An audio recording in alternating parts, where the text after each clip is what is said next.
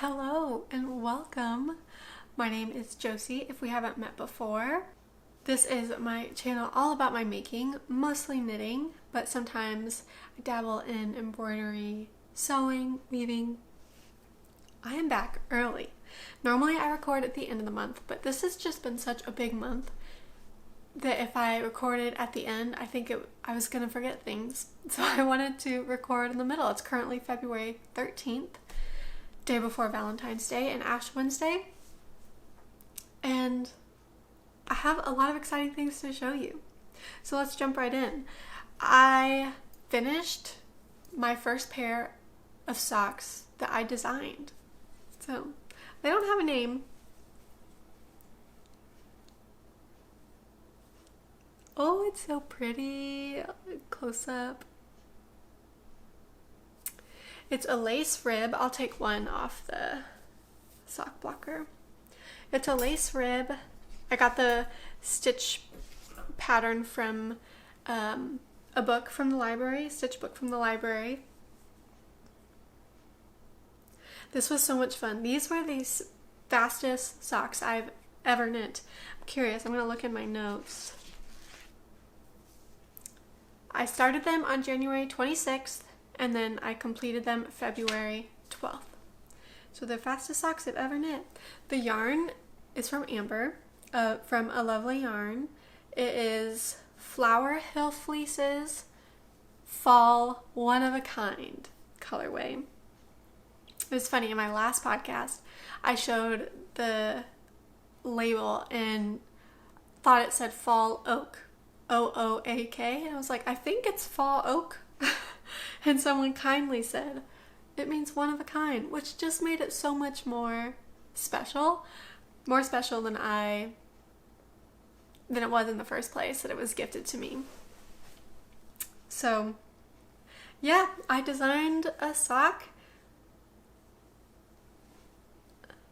And it was so fun. The lace carries on the top of the foot. On the bottom, it's just stockinette. And it was my first time doing something other than a heel flap and gusset. I've knitted definitely less than 10 socks in my knitting career. And I've always done heel flap and gusset, and I don't love it. Socks always are kind of a slow knit for me, which is okay. But I don't love the heel flap and gusset, so I wanted to try something else. Since I was designing the sock, I wanted to try a different heel construction. And I went to the library and I picked up this How to Knit Socks That Fit. Oh yes, that's my bookmark and RX wrapper. How to Knit Socks That Fit. And there's just a lot of different, it shows you how to knit a vanilla sock from cuff down, toe up. And so I just grabbed it, and they had different heel constructions. So they had the traditional heel flap and gusset. They had a wrap and turn short row heel. They had the French heel, which looks a lot like a heel flap and gusset, from what I can understand, what I see. And then they had the German double stitch short row heel. And that's what I did. I was familiar with German short rows, just like with different garments.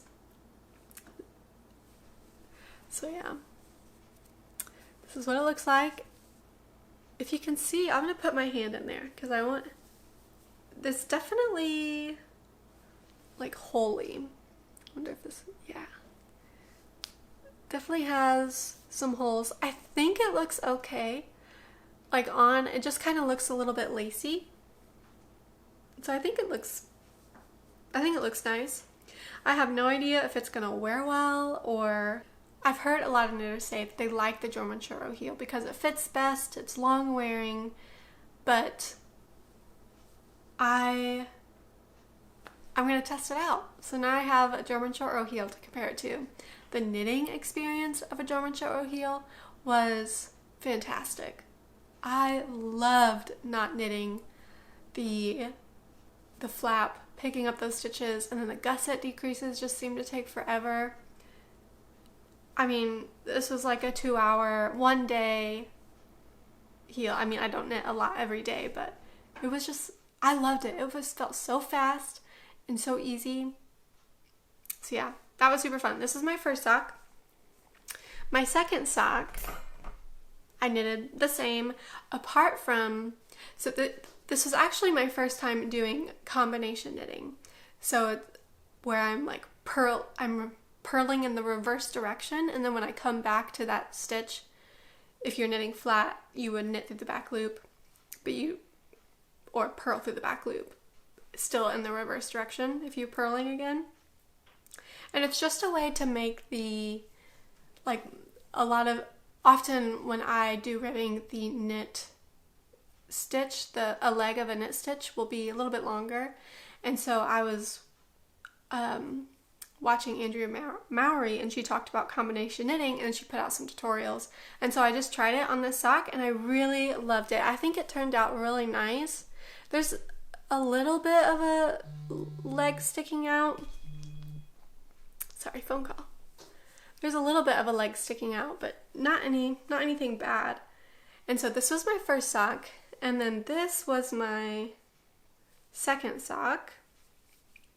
And I can tell because I tried combination knitting flat to see if that would help the tension when I, knit and purl when I was doing the heel. And it actually made it a lot worse. I wrote out every other row. This side is a little bit easier to tell. You can see every other row, the stitches are just a little bit bigger. But blocking helped a ton, which I'm very grateful for. So it's not so noticeable. But yeah, let me know if you prefer German short row, or if you have done German short row heels and you like it. How they wear on you, how they wear on you. And if you also get like these holes. I watched a tutorial by Very Pink Knits before I did my second sock to see if there was anything I could do to kind of decrease the size of the holes when I was doing the short rows. And she said it was just part of the design feature of the sock. So that made me feel good that, okay, maybe it will just always be there. But if you have any tricks to close those holes, let me know. It definitely has me intrigued by the Fish Lips Kiss heel though. This one. But yeah, this was so much fun. I can't believe I designed a pair of socks. It's so fun. Yeah, so that was a very exciting finished object. That's the only finished object as well. And then my only whip is the Harlow sweater V-neck by Kadri. I am using Knitting for Olive Heavy Merino. That focuses. It's not going to focus, but Knitting for Olive Heavy Merino in the Hazel colorway. I'm not too far. I was pretty much a monogamous knitter on those socks because I was just having so much fun seeing my design idea come to life. That was so addicting. And then when I really enjoyed the heel, I couldn't wait to do the second heel. So that was pretty exciting. So I'm not too far. I started on this, looking very blown out. Hopefully I can edit it. Okay, maybe that's better. I shut both curtains. I'm like right in front of the window. Large window.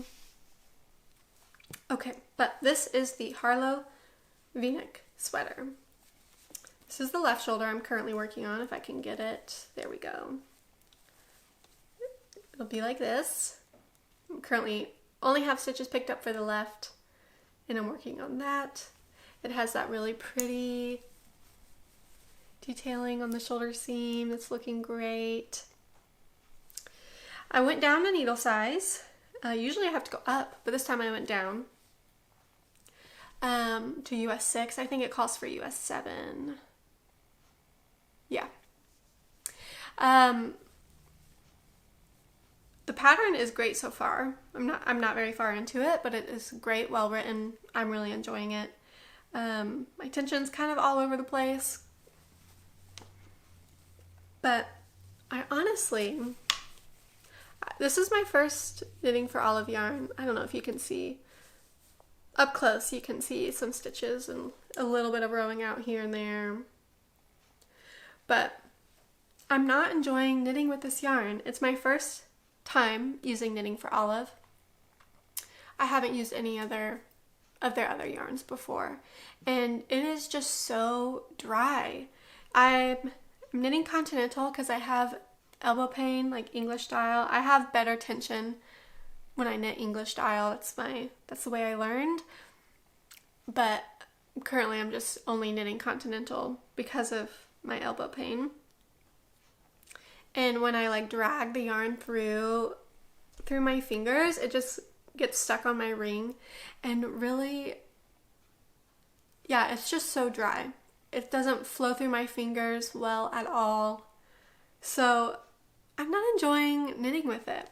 It's not itchy at all. It's just dry. I don't know. I haven't knit with too many 100% wool yarns.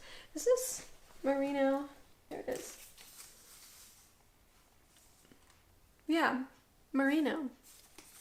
So I guess I should say I don't know that I've knit with 100% Merino before, but I'm not enjoying the knitting so much right now. It's hard to get even tension for the yarn to flow through my fingers, and you can see it. So I'm hoping it will block out well. My swatch blocked out well, but I'm not knitting in the round yet, and then the swatch was in the round, so hopefully it will block out fine.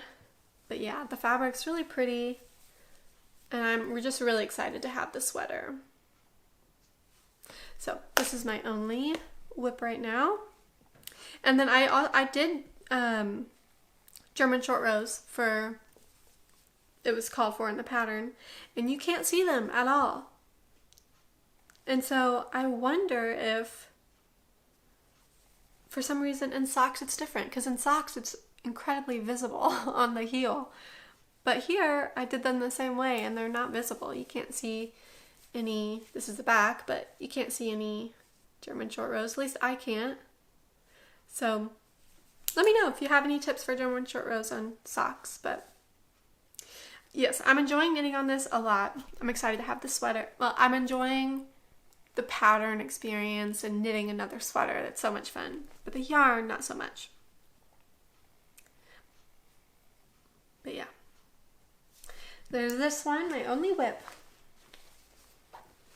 I just finished the socks yesterday, so I have not cast on something else to replace it, but I have plans to, and I guess I'll start with that. My next knitting project is going to be another ranunculus. I just finished one a few episodes back. There was a cream color. It was my first time knitting a ranunculus, and my mom liked it so much. Her birthday is coming up in April, and I said, Mom, I've knitted you socks and hats, but it's time that I knit you a sweater. And she really liked the ranunculus, and so she asked for it.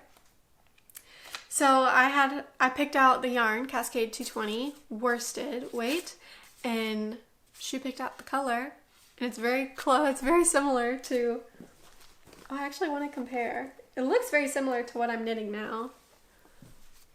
Oh yeah, that is really close.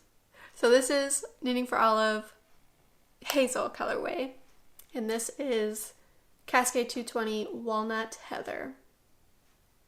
So yeah, super close. That'll be funny to work on two very brown colorways or sweaters at the same time. So yeah, I got this, and then I'm going to hold it with Barocco Ariel, 65% mohair, 35% silk. And did this have a color? I don't remember, but the color is 3416. If it has a name, I'll write it. But so yeah, I'm gonna hold these two together. This is actually my first time using mohair. This kind of has a little purple tint to it. Can you see that? It's my first time using mohair. I've wanted to knit with mohair for a long time. I have knitted with alpaca silk, drops alpaca silk, and I wanted to knit with mohair for a long time, but I'm hesitant because Lord willing, I will be able to have more children in the future, and I want to be able to wear my knitwear at all times and not be worried about it being baby safe if like mohair bits are falling off. And I've just heard that mohair can be like can shed, and so I've just been hesitant to use it. So I'm excited to try it. I'm excited to see just how much it sheds. But yeah, so I'm super excited. I'm gonna knit my mom a ranunculus. It'll be long sleeve, a longer body. She sent me the measurements of a sweater that she likes to wear, and so I'll just knit it to those measurements. And I'm really excited. So this is going to be my next cast on, and I'm very excited about it. And then my next plan is, should we talk about the dyeing or the weaving first? Let's do weaving. My next plan is to weave these placemats. This is Book Weaving Made Easy by Liz Gibson. And I'm making these placemats. Actually, it's a placemat or dish towel pattern, and I'll be doing the dish towels to have like hand towels in our bathroom. But I went to Hobby Lobby. One of my early episodes, someone commented and said that they really liked the Hobby Lobby I Love This Cotton, and I've kept that in mind because I do not enjoy working with the Lily Sugar and Cream cotton yarn. That one is also really dry and I don't enjoy working with it. So I kept, whoever commented and told me that information, I kept that in mind, and I finally had an excuse to go out and buy I Love This Cotton, and it'll be these two colors. Yeah, that looks pretty accurate. So yeah, this one has like brown and the dark green speckles in it, very cream. And this one matches those like green speckles in here. Ooh, I'm getting blown out. But yeah, I'm so excited. I have two of these, one of these. Hers are, it's gonna be a little different. She doesn't have any speckled yarn.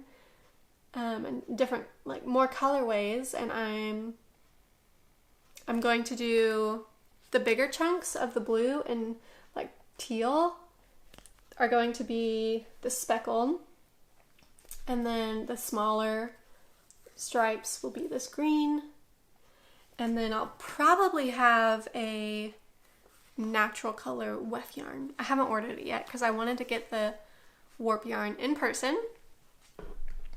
But yes, I'm really excited. I was having a lot of elbow pain at the beginning of February, and I was like, I need to get another weaving project on the loom because it's just such a nice break for my elbow, and it's just so relaxing. So I'm really excited to cast that on, to warp that on soon. And yeah, it'll be really fun. And then my last plan is to dye some yarn.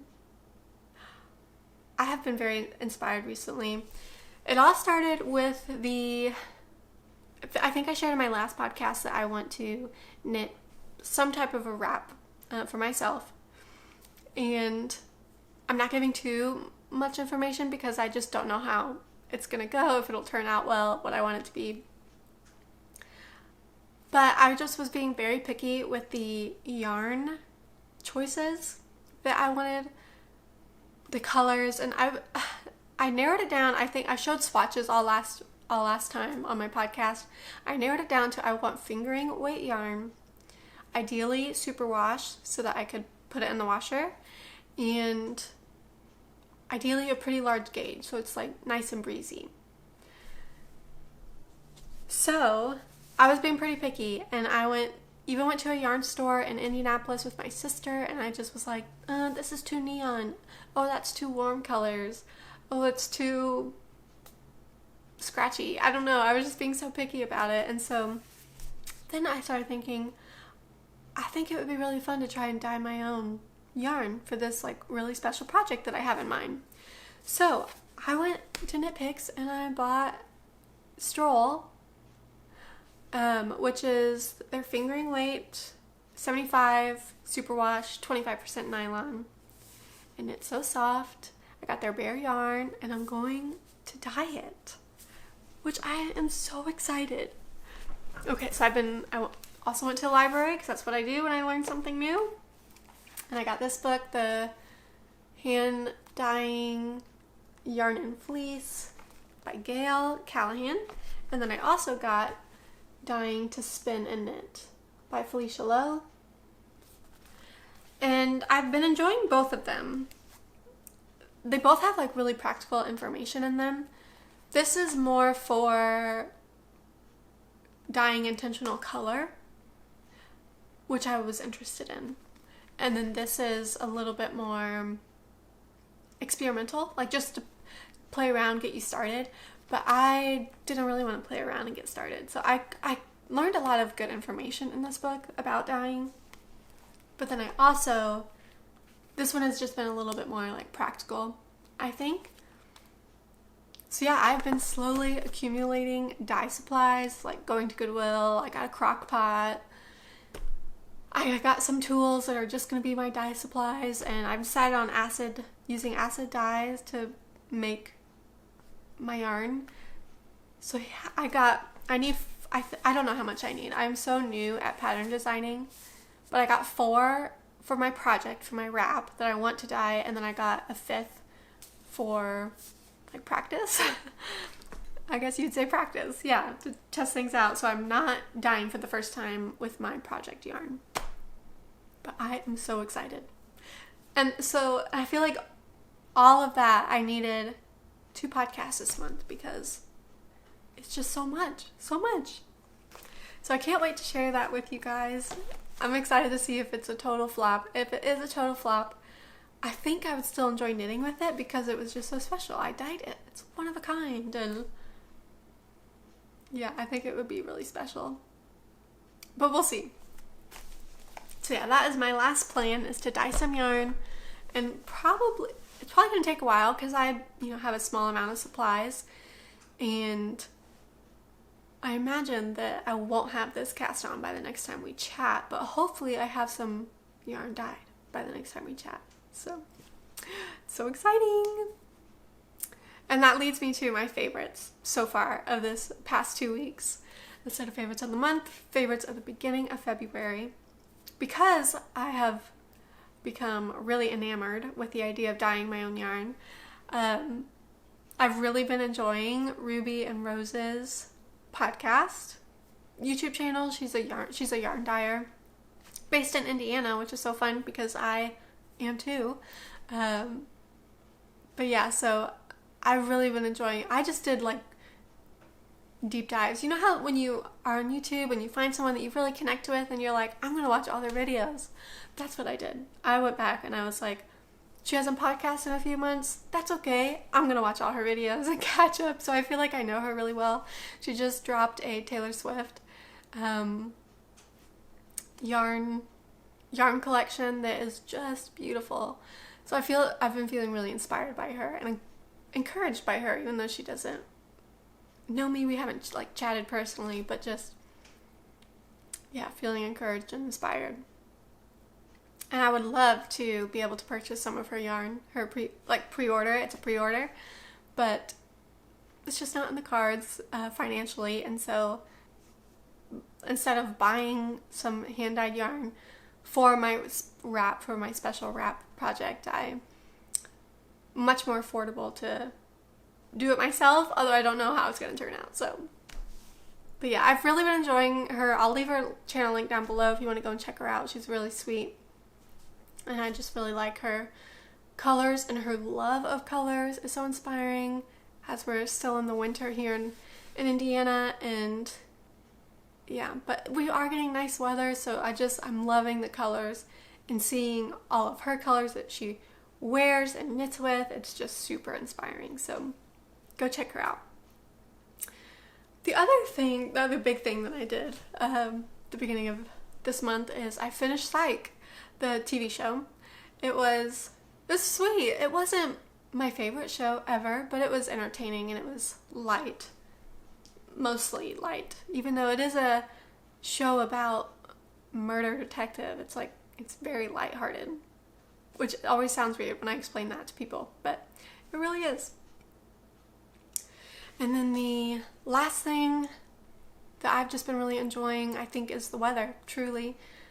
I don't know what it's like where you have been the past, 2 weeks or so, but we've had some really nice weather. There was one day that I got to sit outside because it was so warm, and during my son's nap time, and knit and catch up with some YouTubers, and it's been so nice. I've been really, really grateful for the weather this year. And then as tomorrow, for me, as I'm filming, is Ash Wednesday, Valentine's Day and Ash Wednesday. I think I love the Lent season the most. I love Easter the most. Celebrating Jesus and his resurrection. It's just so happy and joyful. And it happens to be in line with winter ending and spring coming around. And it just makes me so happy. So I love this time of year. I love this season, the Lent season. I've been thinking about if I want to give up anything this year for Lent. I haven't decided. It starts tomorrow, but it's okay if I'm a few days late. But I think my husband and I are going to try and do some type of Lenten devotional. And yeah, I really enjoy this time of year, as it's how winter ends. Winter starts with Christmas and winter ends with Easter, and it's just beautifully symbolic. I don't know if it's as symbolic in like the Southern Hemisphere when seasons are switched, but I'm very grateful for where I live here, and that, Easter comes at the end of winter, beginning of spring. So that's all I have. Very shorter podcast, but I'm really glad to have chatted with you because I was just so excited to share my next adventures, and hopefully next time I'm here you'll be able to see some hand-dyed yarn by me. It'll be fun. So yeah, let me know what you're working on below. Let me know if you celebrate Lent or Ash Wednesday and if you are giving up anything. But otherwise, I hope you have had a great start to your February. Happy Valentine's Day if you celebrate. Hope you had a good Valentine's Day, I guess I should say. And I'll see you very soon. Bye.